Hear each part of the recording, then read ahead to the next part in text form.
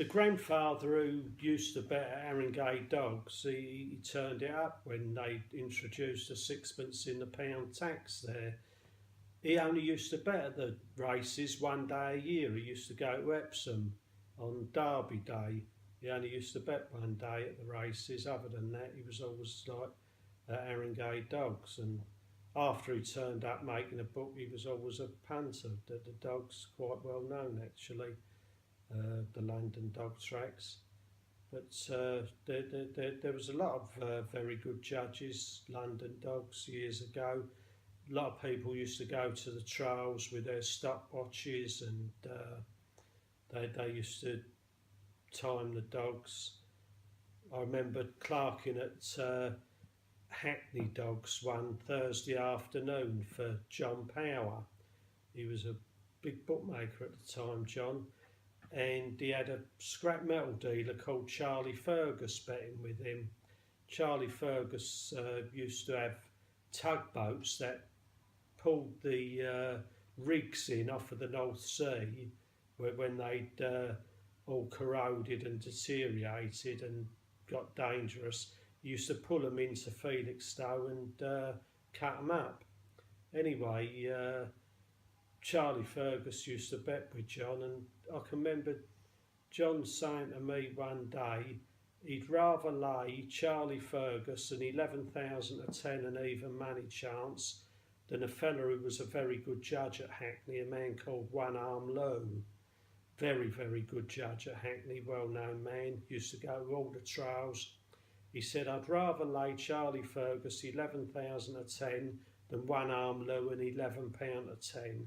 So I laughed, so he said, I'm serious. He said, One Arm Lou is a consistent winner here and wins plenty off me over the year, even with his small money, whereas Charlie Fergus is a big loser over the year. So he said, I wouldn't mind laying him a little bit bigger just to keep him sweet. The Power firm, in later years, they bet at Wembley, they also bet at Haringey.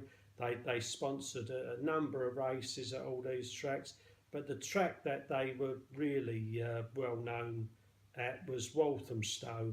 They'd done a hell of a lot of sponsorship at Walthamstow. They bet there for years and years. Their father bet there, as he had at Hackney, and their uncle Bert Lamb bet on the joint as well. The later years of White City Dogs, the Powers come in there, had a pitch there, and so did Tony Morris towards the latter years of White City Dogs. There was massive punters at White City Dogs, so it was a few fellas sat on a table in the restaurant. It was always known as Ebby's table. They was always big punters. Michael Tabor backed dogs there regularly. He was regular at White City, used to back dogs with Johnny White as well as various other bookmakers. Tony Morris, they used to say he had a punter, an Arab. He didn't used to like coming down and having a bet, like calling a bet, but he sent his man down, his chauffeur, to give Tony Morris an envelope, and Tony Morris couldn't open the envelope up till after the race. And in the envelope used to be £1,000 bet, trap 2, trap 5. Tony Morris didn't know till after the race was run. It could have been an even money chance or a 10 to 1 chance. I mean, it was like shoot out at the OK Corral, really. But Tony Morris, he went on to bet at Wimbledon after White City shut. He used to make a very big book on the ground derby. White City had some very big bookmakers though in the big ring. A fella called Phil Earl, man with one leg. He used to be a very good bridge player. He used to stand dogs for a lot of money, as did Tom Stanley. He was another big bookmaker. When I was working there for John White, the bookmakers up by the winning post were Joe Norris on the end, two brothers, Teddy and Jack O'Craze, Johnny White, Tom Stanley and Phil Earl. Up the other end, towards the end, was a firm called Pat Whitmarsh. he was a fiddler. Wolfrey was another fiddler. Then Tony Morris and the Powers were there, and on the end of that line was Ronnie Howes. He used to make a book at Haringey as well, Ronnie Howes. And then there was a number of bookmakers outside at White City as well. Saturday nights, Stan Bowles used to come back there, used to play for QPR at the time. He used to come back there, back in dogs with his friend Don Shanks. Don Shanks went out with the Miss World. She was regular at White City, Mary Stavins, and there was a little gang of them, Minnie Cooper and Henry. I mean, I can remember being outside at White City before racing, half hour before the first race, the Jelly Deal stole, and Mary Stavins walked by, the Miss World at the time. She was waiting for Don Shanks to come back, the footballer. I bashed into Mary Stavins, funny enough, many years later at Lingfield Park races, and she told me she'd married an American banker and was living in a village not far from Lingfield at Dorman's Land. But they were funny days though at White City, all the characters and punters there. It was a huge track, White City, like stadium. Semi-finals of the 1966 World Cup was held there, and Dog Derby nights, I mean, the roar of the crowd was unbelievable. Even when I was there, you could get 30,000, 40,000 people there watching the Ground Derby. Don't think you'll ever get them days back again. The terraces were absolutely full to capacity, and punters were fighting to get on.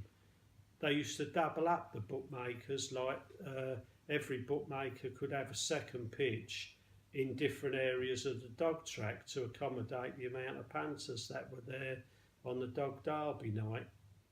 Years ago, the bookmakers probably bet to better figures than they do now. Reason being now that bookmakers have to be very competitive, because not only you've got the betting exchanges that bet to a 0% market, you've got the big firms giving offers away second to the favourite, or your horse beating the neck or less, money back, best odds guaranteed. Bookmakers have to be a lot more competitive now. Years ago though, there was some very good bookmakers used to bet at the races down the south of England. I mean, Fred Binns was a notable bookmaker that used to bet in running. He was a tremendous judge in running, as the horses used to jump off, especially over the jumps, but he used to bet in running on the flat as well. He used to stand on a high box with his binoculars up, and that's how he got the name Binns. His real name was Sturman, Ted Sturman. And he used to offer prices in running. I can always remember one day, Fred Binns, he was at Sandown Park, and a horse going to the last, Fred Binns asked for 10 to 1. He shouted out, "I'll take 10 to 1.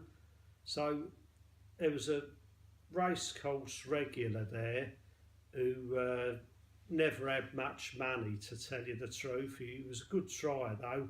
He shouted out to Ted, 10.50's on. And Binns looked round and he looked at him, and I don't think Ted fancied getting the monkey off him if the horse went on the floor at the last. So Ted said, no, nothing, not you. So the fella said, 10 ponies on. So Binns said, no, nothing. In the end, the fella said, let me bet a 10 fivers on. I haven't got a shilling in the world, Ted. But nowadays, you know, with this betting in running, where Ted Binns probably asked for 10 to 1 and was happy to have it bet on to balance the book up, because he always bet to his book as well as his opinion in running, they would probably be betting 50 to 1 on nowadays. So, I mean, I hear stories about they bet 100 to 1 on now in running, and happy to do so. They're braver than me, but they're clever, them boys who bet in running. Other bookmakers that used to make a book was a great character, Jackie Cohen. I worked for him one year at Cheltenham, the big meeting. he had a pitch. It was the first year that they opened the Guinness Village up. Would have been the early 80s, I think. So it was the year that Dickinson had the first 5 in the Gold Cup. They opened the Guinness Village up, and a few bookmakers from Tattersalls took up pitches the other side of the members' enclosure where the Guinness Village was. And on seniority, Jack Cohen had the top pitch. Now, Cohen always used to like to trade, but you couldn't see from the pitch he was betting in up across the members' enclosure to the rail.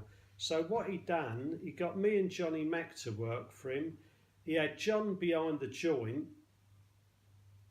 in the Guinness Village. I was on a big high box in the silver ring, the other side of the course, and we had a man, Chrissy Brown, on the rails. So when Jackie Cohen wanted to back a horseback, John used to send the bet over to me in the silver ring, and I used to relay the bet back across the racecourse to Chris Brown on the rail. And Jack Cohen had a marvellous edge that year on the other bookmakers, because where he had a 3-man relay, he was trading freely with the rails, whereas the other bookmakers, because they couldn't see the rail across the members' enclosure, which you know, the hill at Cheltenham, what with the slant, you just couldn't see for the amount of people.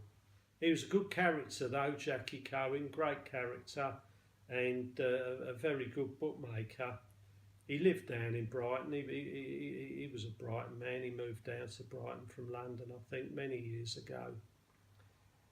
There's a lot of good bookmakers in the silver ring as well, though. I mean, people like Bobby Mack made a good living in the silver ring, and he taught me all I know about the game, actually, more than anybody else. Although I had a grandfather, a bookmaker, and my dad went racing, and Bobby Mack really was my mentor.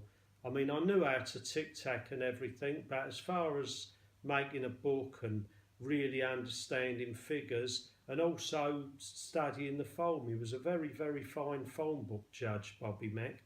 He was a fella for years and years done the tissue, the prices of the racehorses, called Jack the Judge.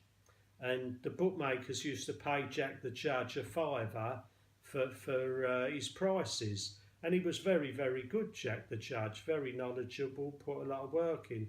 But Bob used to always be the first bookmaker that priced up. And he used to get Jack's card, marry it in with his own prices, and he used to be the first one up. And considering like there was no Betfair in them days for guidance or anything like that, Bobby made very, very few mistakes. Very few mistakes. Okay, Rocky, it's a very colourful career you've given us there. Right, so where we are, you're still a bookmaker in your own right, betting as Cal Ross on the rails, several race courses. Obviously it's a lot different these days. How do you feel about racing and bookmaking at the moment? Well, I've been a bookmaker in my own right for 14 years now, because the Tic Tac finished up with the buying and selling of pitches when the NJPC came in. All the new bookmakers that bought the pitches, near enough to a man, never took a Tic Tac card. They didn't really understand it or how it worked. And most of our old customers were all the ones that sold. I was never so shocked as the money they got for the pitches. I mean, I think it shocked a lot of us that had been in the game for a long time, that the money that changed hands for a lot of these pitches. I mean, I think some of the new people that bought into the game were under an illusion about how good the game was. I mean, you know, the good pitches are still good. The rails pitches, I was fortunate. I had the foresight to buy rails pitches, and I also had the advantage of I was working on course every day, tic-tacking. The last 2 or 3 years I tic-tacked, I could notice certain race courses deteriorated. For some reason, Sandown, the in and out money that the Tic Tacs handled, it just collapsed really. And yet Sandown Park's 20 minutes on the train to Waterloo into central London. It is basically southwest London. It's a beautiful situated racecourse, even if you stand on the ground, not even up on the steps of the stand. it's a perfect panoramic view. It's like an amphitheatre. You see all the racing, all the action, yet it just seemed to die a death to me, and I never ever bought a pitch there. Newmarket Rowley Mile was another place I never wanted to buy a pitch. Reason being, the last few years I Tic Tacked, they built a new stand there on the Rowley Mile, and I don't know the reason for it, but as soon as that new stand was built, the place collapsed as far as business went for bookmakers. I used to have a lot of firms out in the Silver Ring, a lot of Tattersalls firms. There was big money change hands on the Rowley Mile. It was a real big gambling course. Not only 2,000 guineas day, 1,000 guineas day, the big autumn meetings, the Cambridgeshire meeting, the Cesarewitch meeting, that was always big gambling meetings, but even a couple of other meetings there, like the Craven. There was always unraced maidens and unraced 2-year-olds that people in Newmarket had a buzz about, and there was plenty of money changing hands. Yes, it was a bit of a flap, them unraced horses, them races, but it made for a lot of business and a lot of action. But as soon as they built that new stand, as I say, the business collapsed. I think nowadays most of the main business is conducted with a members enclosure, and I was very fortunate that I had the foresight.